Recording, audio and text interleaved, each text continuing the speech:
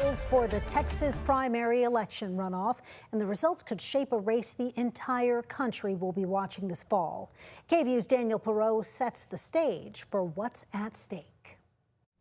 With all eyes on Texas, it's an all-out war between Texas Attorney General Ken Paxton and incumbent U.S. Senator John Cornyn to be the GOP nominee for U.S. Senate. To call Paxton ethically challenged is to call Jeffrey Dahmer suffering from an eating disorder. President Donald Trump has endorsed Paxton, but Cornyn, the longtime senior senator, is fighting to the finish. The precincts that performed well for Senator Cornyn did pretty good numbers through the end of last Friday, so that would maybe indicate that he's still in the game. While the strong early vote is a good sign for Cornyn, in March, Election Day votes broke heavily for Paxton. On Sunday, President Trump took to social media to urge his supporters to back Paxton and slam Cornyn as disloyal. It seems to me that the White House and their political operation is either worried about those numbers that we saw through the last day of early voting, or they're just trying to build in an insurance policy for themselves to really get Paxton over the finish line. With Mr. Trump's endorsement of Paxton and the reality of runoff electorates, which tend to be smaller and more conservative, Scott Braddock, editor of Harvey Kronberg's Quorum Report, says it may take a near miracle for Cornyn to win, but there is a path to victory. For an incumbent who's in a runoff in either party,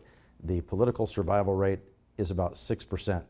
So if Cornyn was able to pull it off, it would be a huge upset. If Cornyn has any shot at winning, he's going to need big turnout in places like Austin, San Antonio, Houston, and Corpus Christi. His campaign is really banking on some of those voters who would never, ever vote in a runoff to try to get this done.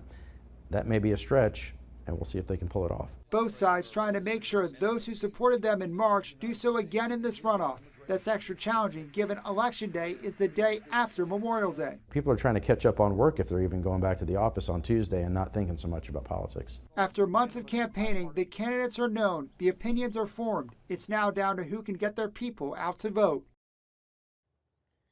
And something to watch tomorrow night, Quita, is where do Congressman Wesley Hunt's voters go if they even vote at all? He came in third place in the primary back in March and did not make this runoff. President Trump's endorsement could go a long way in swaying those who voted for Hunt. Hunt himself also endorsed Paxton after Trump did so. In the studio, Daniel Perot, KVUE News. Thank you, Daniel.